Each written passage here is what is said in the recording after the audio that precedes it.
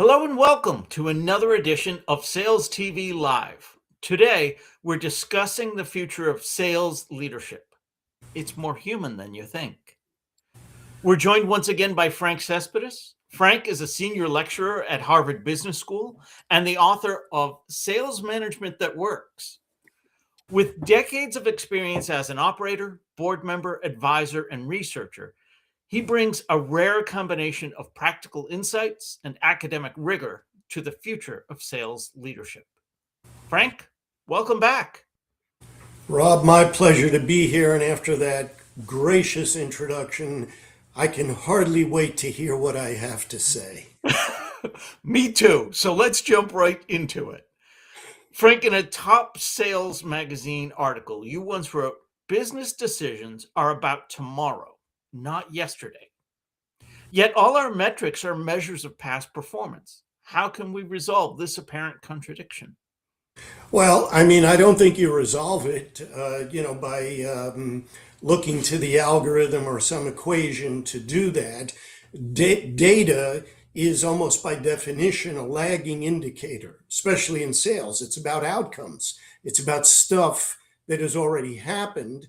But as you said, quoting me, business decisions are about today and tomorrow. It's only academics, it's only professors who get paid to talk about the past. Business people have to manage the future, but that's what you get paid for. I don't consider that a contradiction. I consider that the human condition, if you see what I'm getting at. And while I agree with you, salespeople and sales managers tend to complain about that a lot. They'll always talk about, well, we're too short term, etc. All I can say to that, I love to quote that line that you hear in many of the gangster movies. You chose this life. That is the job. That is the task. That doesn't mean you ignore lagging data. But part of what management is the ability to use that experience and judgment and say, of the various stuff I have, what are the leading indicators? Excellent. So, in that case, how should sales leaders align strategy and frontline behavior to improve sales execution? Well, as with most really important things in business and life, there's no one answer to that. It's almost always a perfect storm. There are a variety of things that that are involved, but you begin with strategy. First, make sure that your business has a business strategy as opposed to purpose, mission, values, vision, all these other things that are important, but are not the same as a strategy. A strategy is a set of actions and resource allocations that we believe will get us from here to there. Now, I'll just say one more comment about that. At this point in my balding career, Rob, I have been part of as many strategy discussions with companies around the world as anyone. I think I can say that with no false modesty. And the reality is, despite decades of publications about strategy, most executives, when you cut through the rhetoric, when they talk about strategy, are basically saying, let's pick a big number and go for it. Unfortunately, it's a little more complicated than that. So first you begin by making sure that we have a business strategy. If you do have a business strategy, that strategy is making choices about where you play and where you don't play in your market and your industry. And in turn, those choices say something about who is and who is not our customer and how they buy, what their buying criteria are, etc. Those factors, those external factors, establish the key sales tasks in the business. Then the issue is, how do I align my people's actual behaviors with those required tasks that flow from my strategy. And basically, managers have three levers to affect that. One, and the most important one, despite AI and everything else, is still people. Who do we hire? Why? How do we onboard them? Et cetera, et cetera. The second is the control systems. How do we measure their performance? How do we pay them? What are the incentives, et cetera? And the third is, I call it the Salesforce environment, but ultimately I'm talking about company culture. What are the links, if any, between sales and other important activities in the business, whether it's product, service, marketing, etc.? What happens to sales managers in the business? Do they stay there forever, or are they among the pool of candidates for general management running a line of business? That's the way I think about that topic. And again, it's a whole variety of things that have to be aligned, but that is the nature of any business model. And sales is part of a business model. It is not the same as a business model. I love how you brought it right back to the basics. I teach an intro to marketing course, and one of the first things that we talk about is determining who is your ideal target audience, and just as importantly, who is not. And Yeah. as you were talking about sales strategy, nothing changed there. Yeah. No, I two things. My background, as you know, I was an academic, left, ran a business for a decade, got lucky, came back. When I left academia and actually had to do business and meet payroll every month, I was very, very impressed by how far you can get by doing the basics a little bit better than your competitors. And the second thing that I would say about that is I think the basics are even more important as technology, in effect, begins to automate some of the administrivia and other things that occupy so much time in sales management and in selling. So we've touched on technology a couple of times now. I'm going to dig into that a little bit more. How do sales leaders prepare their teams for a future where AI automates more of the selling process? Well, I mean, the first is you got to step back. I mean, we are in the very, very early stages of what's clearly going to be an industrial revolution. But as with any industrial revolution, there's a huge amount of uncertainty and an even huger amount of hype. And AI, artificial intelligence, is a classic example of that. Right now, in my experience, Rob, most executives, not just in sales, but across the C-suite, they basically use AI and as a very loose term for almost any digital intervention. And they do that, by the way, not only because they're not computer scientists, they do it because of the nature of budgeting in organizational life. When the new hot thing comes along, managers jump on that bandwagon. No matter what they're doing, they're going to call it whatever is the new hot thing, because that's how you get, quote, your fair share of the budget. So the first is you got to step back. What is it that I'm talking about when I talk about AI?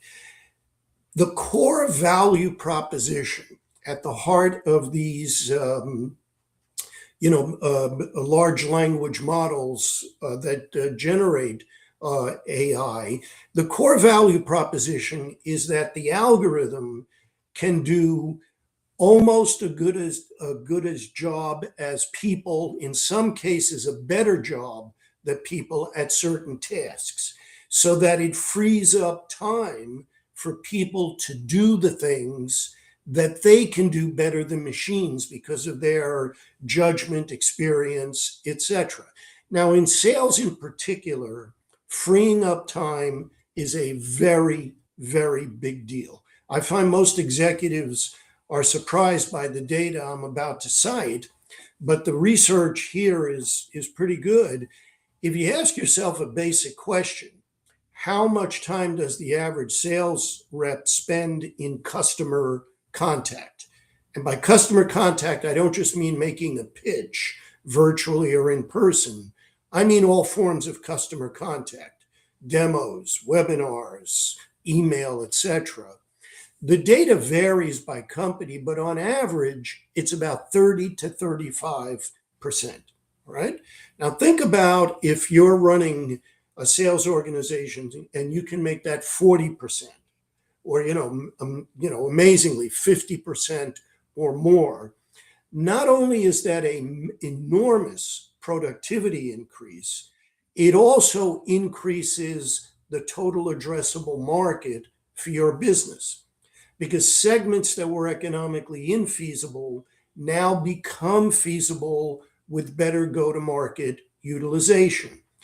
What does that mean for managers in AI? Well, in some respects, it gets us back to the basics, your comment. Do not ignore the low-hanging fruit. I would leave it to all these pundits to talk about how AI is going to change humanity. They know no more about that than you or I do. But in sales, what AI can help with today, not 10 years from now, content marketing, email lists, establishing a cadence for contacting customers in an omni-channel buying world. That's where the productivity improvements are today. That's where I would focus. What about excuse me, what about in terms of performance feedback? As more AI becomes capable of assessing a recorded call and providing feedback, how much should sales leaders remain involved in that process? I mean, if we need to free up time, can't we just outsource that to AI? My answer, and I'm going to say no, and this I think is a very, very strong no. First, let me explain why performance feedback is so vital, and then why I think it's a huge mistake to outsource that to AI. In my experience, performance reviews, especially in sales, but not only in sales, are the most neglected lever for actually affecting behavior. People don't like to do reviews. They don't like giving the candid feedback. Every year, like clockwork, there'll be some article in Harvard Business Review about let's get rid of performance reviews. I think that's a big, big mistake. And it's especially big mistake in sales. Buying is changing. It's changing big time because of technology, of which AI is one component. And the most important data in most companies about buying, who buys, why, and how, is not in the CRM system. That is notoriously noisy, unreliable data, not because of the software, but because of the inputs, right? Very subjective inputs, rep by rep by rep. That buying information only becomes visible and actionable when you do a good performance or account review with your people. So when sales managers do what I call drive-by reviews, I'm busy, let me just get rid of this thing, not only are they perpetuating a culture of underperformance, they're inhibiting the flow of vital information about the market in the organization. That's why that's important. Now, why not outsource this to AI? I think for a couple of things. What is a performance review about? It's essentially usually about compensation, evaluation, career possibilities. It's about motivation. We hope it's about professional development and making that salesperson more productive. Do you really want to outsource that to a machine? So that's comment number one. Comment number two is understand what the machine does, what these large language models do. They scrape the data you put in there, and they come back, usually in my experience with this, with what I would call all-purpose platitudes. Rob, I looked at your results. I think you should sell more. You should sell better. You should improve. Wow, I never thought of that. That sort of thing. And the reality in any sales force is it's composed of very different people that have different strengths and weaknesses. Rob, unlike you and me, most people are not perfect, right? They're good at certain things. They're not so good at other things. That's what a manager gets paid to do. And algorithms just simply can't do that. What the algorithm can do, I think, is assemble some of the relevant data for you, give you, the manager, things to think about. But to outsource that vital human activity to AI, I think it's just a big, big mistake. Absolutely. But you are all for AI when it comes to the administrivia. Yeah, but by administrivia, I don't just mean increasing the enormous amount of time that most salespeople these days do spend on filling out this, filling out that. I mean other parts of the marketing and sales model. I think when it comes to content marketing, to be blunt, most content marketing is platitudes. The platitude machine can generate that. It can automate the email list. It can establish a cadence for dealing with buyers. The research. Think about inside sales models, for example. Research tells us you've got to now spend something like 7 or 8 calls to contact someone who's clicked on the link, send me the content marketing. And most inside sales reps give up after 3 calls. That's where a machine can help you. Performance reviews, that's a category mistake. That's a very, very different kind of managerial activity. So, as the administrative tasks become increasingly automated, what skills will sales leaders need most as the future of selling evolves? Well, we once again get back to the basics. Not only are you likely to see those administrative tasks go the way of the machine, but a lot of transactional sales will go there. That's sort of been the history of automation for the last 30 to 40 years. But by the way, this is what you should expect. I'm going to phrase this bluntly. And when I do, I notice that many in our audience may laugh, but when you think about it, you'll see what I'm getting at. In business, you do not compete with the dead. In other words, you don't compete with companies that have gone out of business. You only compete with the survivors. What does it take to survive in business as the market changes? You have to adopt best practices. Those that do survive, those that don't, they go away and you don't compete with them. In other words, the bar is always raising. AI is no different in that respect. And as the bar is raised, what you might call those value-added skills become more and more important. Do you really understand your customer? Do you understand your customer's value proposition? Do you understand how what your customer sells generates the relevant outcomes for those customers? Who buys there? How do you establish access and then relationships there? Now, notice nothing I just said in the last 40 seconds I think is new, but it does become not only perennially relevant, but more important as the other stuff, becomes easier and easier to do. That's got me thinking. So, how should sales leaders think about the future of selling when uncertainty continues to rise?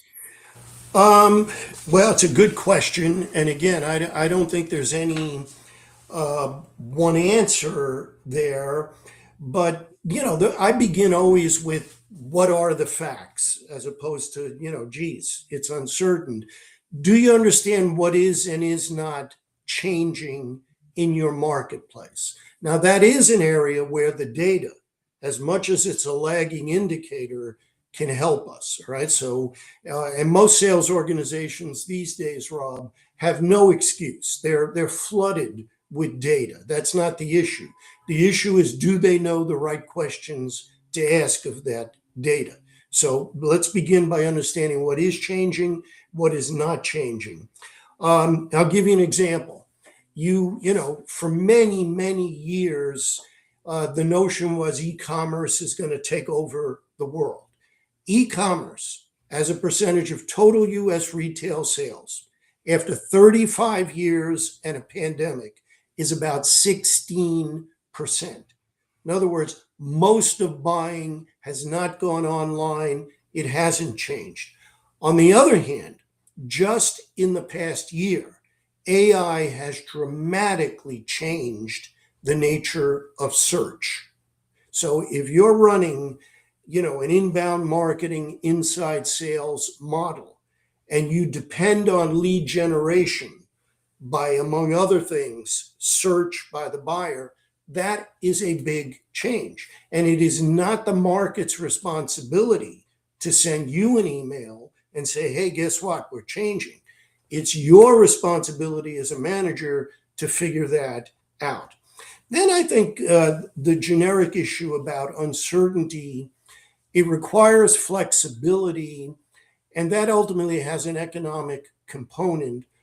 What in our current business model, as well as our sales model, is now a fixed cost that we may be able to change into a variable cost, and as a result, increase our flexibility in the face of uncertainty.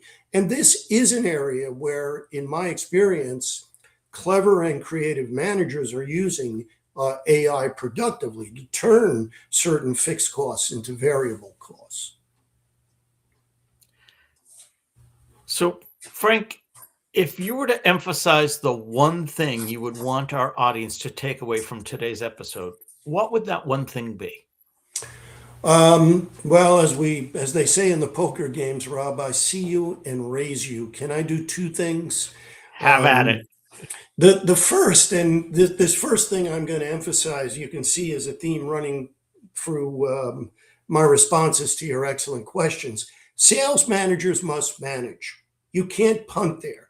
You can't send the performance review to AI. You can't assume that the data or the algorithm is going to do this. Again, you chose this life. Sales managers must manage. Growth does not happen by accident. That's why we have people that we call managers. And then the second thing gets me back to that data about the percentage of time that most salespeople spend in customer contact.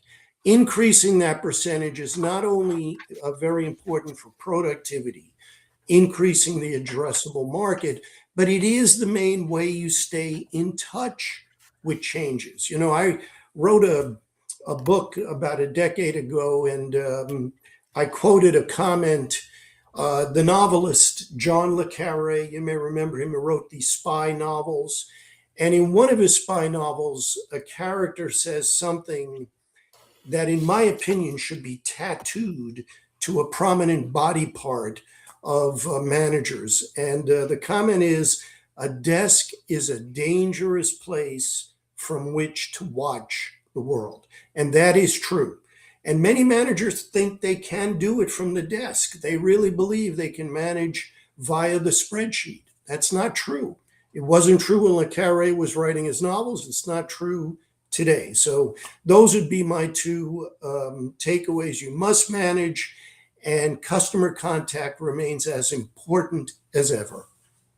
Excellent. Frank, this has been great. On behalf of everyone here at Sales TV, to you and to our audience, thank you for being an active part in today's conversation. Well, my thank you to you, and my best wishes for the holidays to you and our viewers. And to you as well. To our viewers, if you liked what you heard today, please take a moment to leave a review on Apple Podcasts, Spotify, Substack, or YouTube. Let us know what you learned and what you'd like to learn more about. Your feedback helps us reach more people like you and fulfill our mission of elevating the profession of sales. Thank you all.